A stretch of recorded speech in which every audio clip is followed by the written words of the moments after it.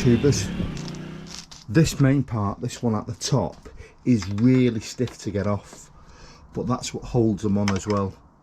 So they're just quick release clips beneath there, but they're just really difficult to get off. You just have to keep them persevering. They're stiff, and with it being new, once it's been off once, I think it'll be alright. So what I'm have to do now is just taking this whole side panel off. It's not bad, it's only a few little screws and keys to get it off. With a bit of luck now, there we go. This now gives me full access to let's see where that goes.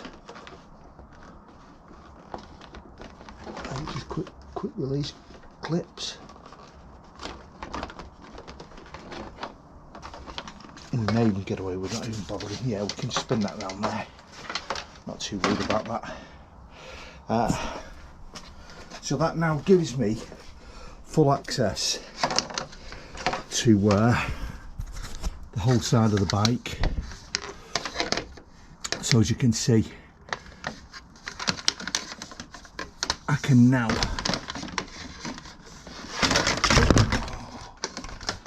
this is what happens when you put shit in places that you want them to help you. It ends up being a hindrance. Let's just move that up there, out the way there. Right, so we now can run the cables where we want and through. So what I intend to do now is on the inside here, there, I'm going to drill a hole. As you can see, that's for the USB. That comes as standard. I was wrong, it's on this side that it connects as well somewhere along here when I was reading in the manual. There's an actual connector it drops into. Or maybe right, maybe the other side. So now I'm going to drill a little hole that I can pull the cables through and connect them up to my robots there, and then I'll find some way. I'll tidy all this lot up underneath here and cover it so it can't be seen, basically, so it protects what's inside, because I don't put helmet inside mine. If you're going to put helmet inside, it's not going to help you. You need to put it on the outside, so take off these covers and put on the outside. Right, so we'll crack on. So the next thing now is we need to run wires from the other spot to the other side and connect to this, and then from here we need to run a wire up to the top to the handlebars so that we can connect that to the switch, and then the live and the neutral goes back to the robots there. Right, I've made a hole here which all the cabling is going to come into, and that goes through there. So that'll bring the cables down, and I'll wrap them up as they go in, and I'll find some way of velcro in this so that they're all out the way like that. It's just a matter of, you just got to play with it until you get the way you like it. I mean, I would prefer them to be on the outside of that, to be honest, but if you've got all the electrics coming into this front, it's bone dry, you're not going to get any connection issues. So as long as you connect these cables up here and solder them, or you put proper heat shrink wrap on them, you shouldn't have any issues with it. So I'll carry on. You've got an idea of what I'm going to do. So now the worst bit is just cabling it all. So once I've got it all in place, and then I'll show it you.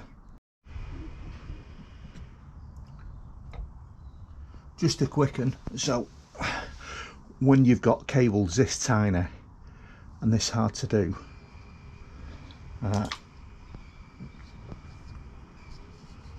I use like a little clamp. I'll just do one at a time.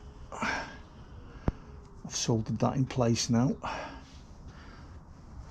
just use some heat. With a bit of luck, that will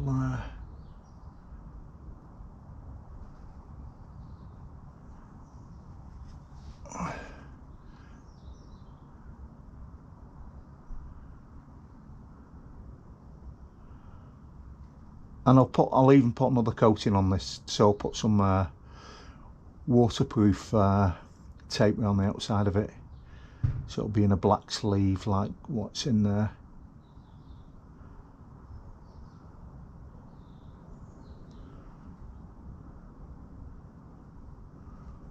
And stuff like this, it is really just being patient.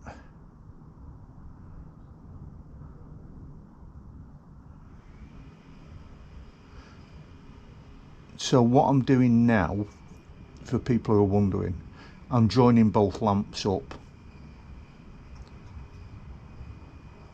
So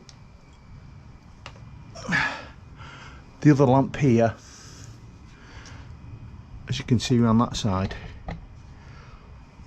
that cable's got to come round.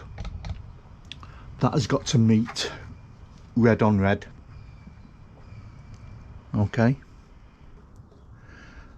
And then it has to it then has to go up into the switch, and the switch then goes out from power. So this cable will now go up into the switch on the handlebars. It'll come out of the handlebars, the switch on the handlebars, and it'll go down to the power bank, and that's the way it'll work. So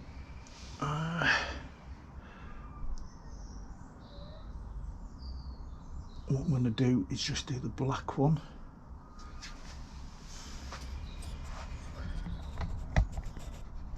Lights are on.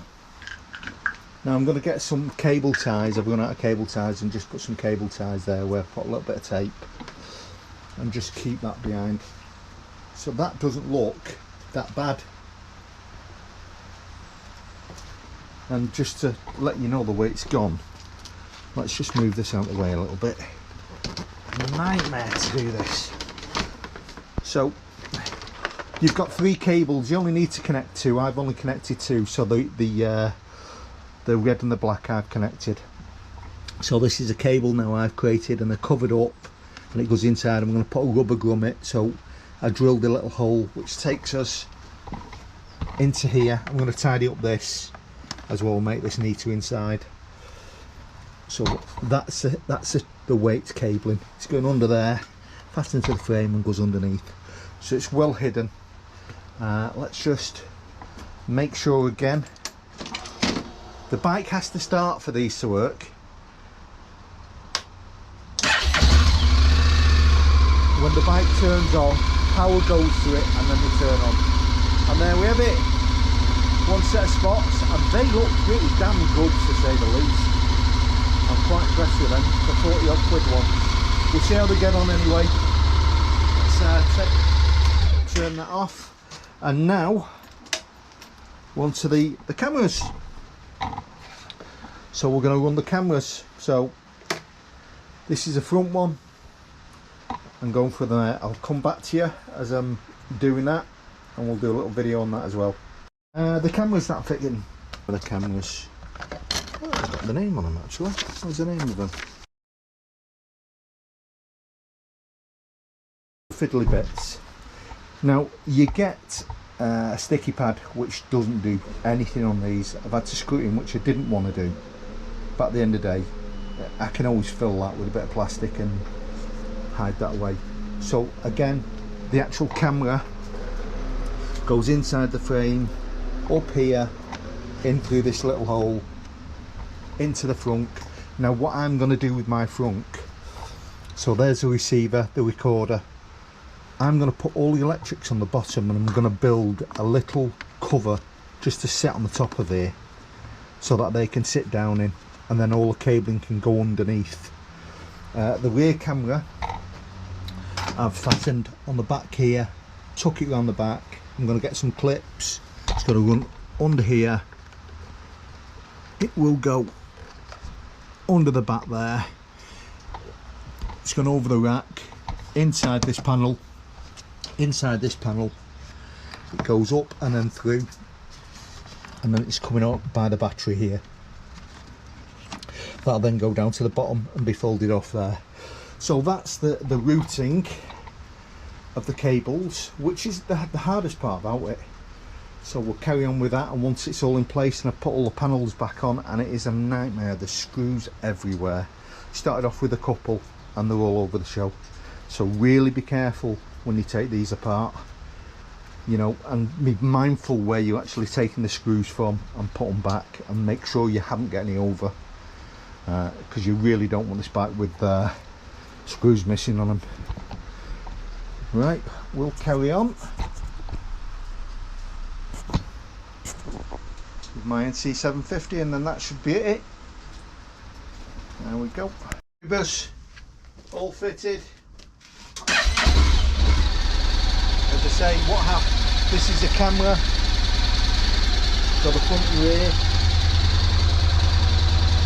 there it is. Now this camera on this bike won't turn on until the bike turns on because of the device, so I've fastened it into the inside there, and now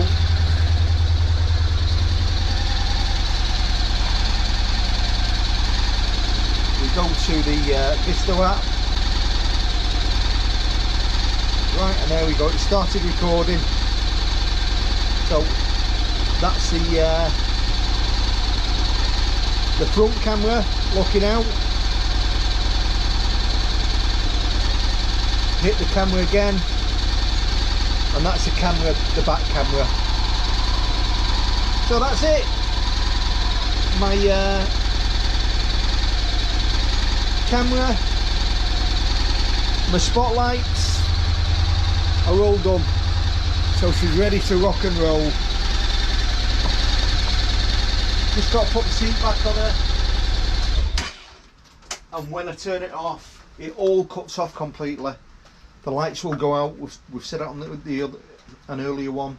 The lights will go out, and then there's no power being fed to them lights now. They're completely gone. So that's a Birchie biker. I've done what I needed to do. Hoping now tomorrow, Sunday the 28th, it's going to be a better day than it is on Saturday. Right, catch you on the next one.